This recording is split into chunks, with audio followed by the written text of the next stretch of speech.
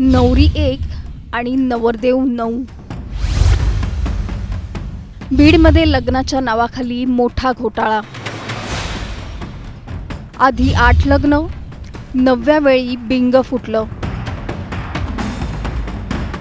लाखोंची फसवणूक, बोगस टोळीचा पर्दाफाश।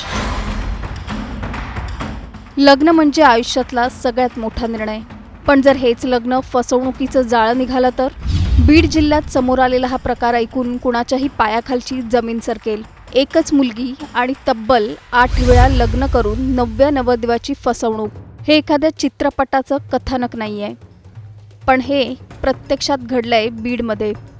नेमकं काय आहे हे प्रकरण?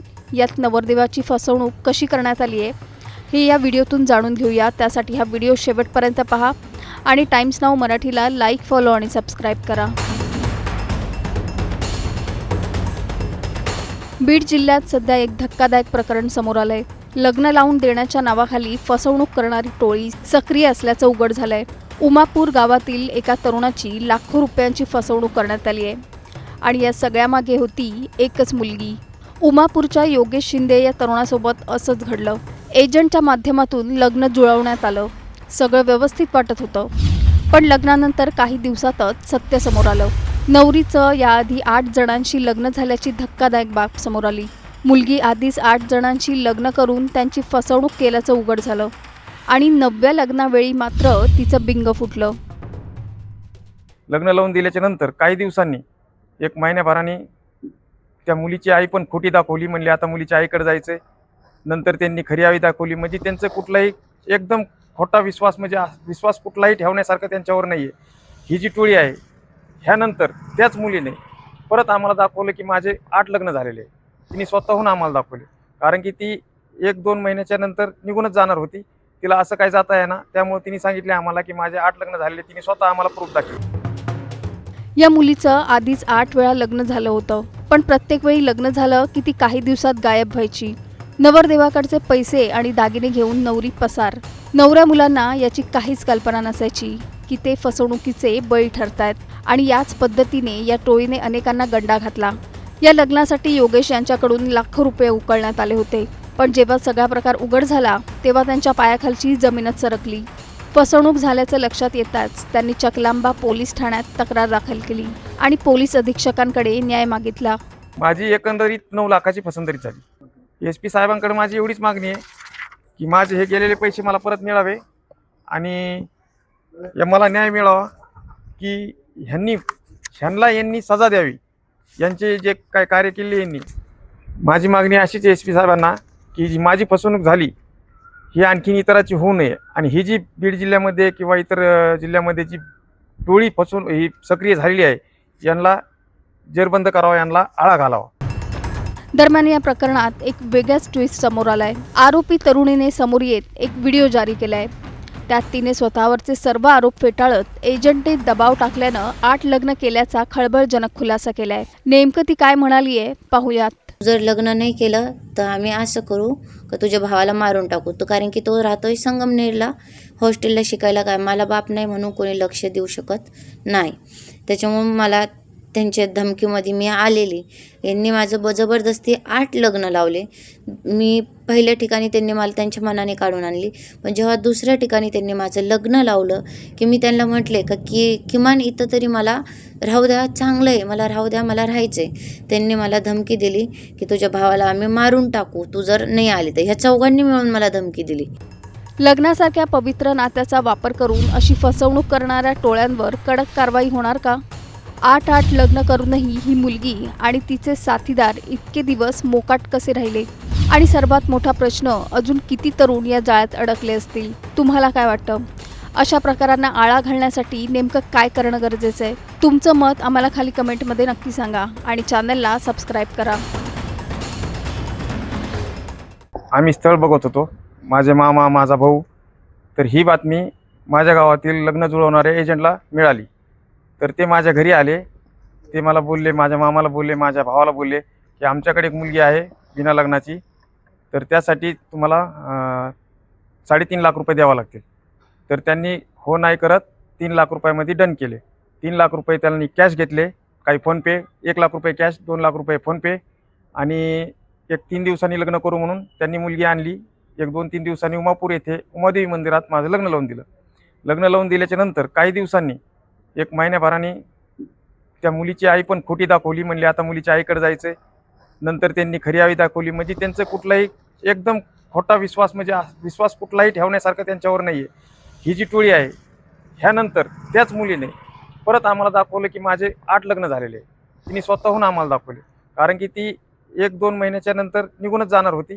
तिला असं काय जाता येणार, त्यामुळे तिने सांगितले आम्हाला की माझे 8 लग्न झालेले. तिने स्वतः आम्हाला प्रूफ दाखवलं. प्रूफ दाखवल्याच्या नंतर हे त्याचा प्रूफ, हे जे 8 लग्नाचं आहे ना, हे 8 लग्नाचा तिचा प्रूफ, हे 8 लग्नाचा प्रूफ. गणेश अंदुरे आणि राधा अंदुरेने माझी फसवणूक केलेली आहे. आणि माझी एकच मागणी आहे, त्या मुलीचं तिचं नाव आहे, त्या मुलीचं नाव आहे भारती जितेंद्र गुमास्ते. तिचं वय आज रोजी 19 वर्ष आहे. पण या अगोदर त्यांनी 8 लग्न केले. त्या अगोदर त्यांनी 2023 पासून ही त्यांच्यासोबत आहे, आणि ती 2023 पासून ही त्यांच्यासोबत 8 लग्न करून माझ्याकडे आली 9वं लग्न करायला. आणि शेवटी मी तिला सोनं दागिने जे काय केले, ते घरात पैसे होते, माझा भाऊ माझी आई सगळे पुण्याला असताना आम्ही दोघंच घरी राहायचो. तर ती शेवटी यांनी ओढून नेलं तिला, आणि माझ्या घरातले 80,000 रुपये रोख आणि जे काय सोनं दागिने होते 6 ग्रॅम ते पूर्णपणे घेऊन गेले. माझी एकंदरीत 9 लाखाची फसवणूक झाली. SP साहेबांकडे माझी एवढीच मागणी आहे की माझे हे गेलेले पैसे मला परत मिळावे, आणि मला न्याय मिळावा, की यांनी सजा द्यावी. यांचे जे काय कार्य केले यांनी. माझी मागणी अशीच आहे SP साहेबांना, की जी माझी फसवणूक झाली ही आणखीन इतराची होऊ नये, आणि ही जी बीड जिल्ह्यामध्ये किंवा इतर जिल्ह्यामध्ये जी टोळी ही सक्रिय झालेली आहे, यांना जेरबंद करावा, यांना आळा घालावा. आमचं घर स्वतःचं नाही, भाड्याच्या घरात आम्ही राहत असतोय. त्यानंतर मी भारती गुमास्ते, सपना गुमास्तेची पोरगी. पण ह्या सगळ्या मॅटरमध्ये माझ्या बहिणीचा किंवा माझ्या मम्मीचा किंवा माझ्या भावाचा काही पण लांबपर्यंत काही पण संबंध नाही. अर्चना पाटील, ती आमच्या गावची, कोपरगावला तिचं आईचं घर आहे, आणि ती तिथं शिर्डीत राहत्याला राहते ती. पण तिच्या आईचं घर, माझे ते मम्मी ते राहतात तिकडं कोपरगावला आहे.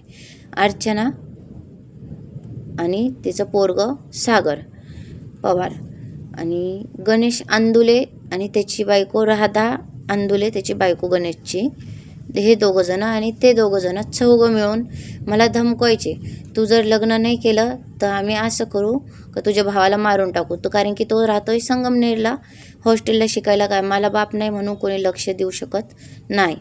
त्याच्यामुळे मला त्यांच्या धमकीमध्ये मी आलेली. यांनी माझं जबरदस्ती 8 लग्न लावले. मी पहिल्या ठिकाणी त्यांनी मला त्यांच्या मनाने काढून आणली, पण जेव्हा दुसऱ्या ठिकाणी त्यांनी माझं लग्न लावलं की मी त्यांना म्हटले का की किमान इथं तरी मला राहू द्या, चांगलं आहे, मला राहू द्या, मला राहायचं आहे. त्यांनी मला धमकी दिली की तुझ्या भावाला आम्ही मारून टाकू तू जर नाही आली तर. ह्या चौघांनी मिळून मला धमकी दिली. मग मी घाबरली, आणि परत हेच मला घ्यायला आले. 4थ्या दिवशी आले, जसं की मुलीचं लग्न झाल्याच्या नंतर सत्यनारायण होतं, 2ऱ्या-3ऱ्या दिवशी मुलगी माहेरी जाती, तसं हे मला घ्यायला आले.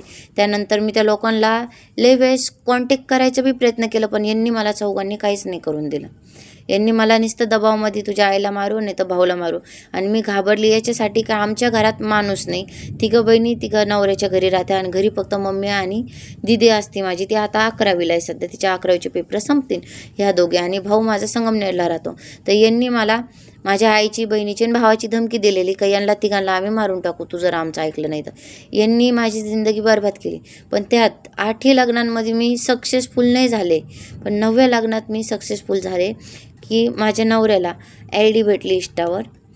त्यानंतर तरी पण त्या बिचाऱ्यांनी मला अपनवलं. मला सगळं म्हणे, तू मला सगळं खरं खरं सांग, मी तुला सोडत नसतो. आणि एक जोडीदार मला पण असा आयुष्यात भेटला की किमान त्यांनी तरी मला समजून घेतलं, त्यांनी तरी माझ्या अडचणी समजून घेतल्यात.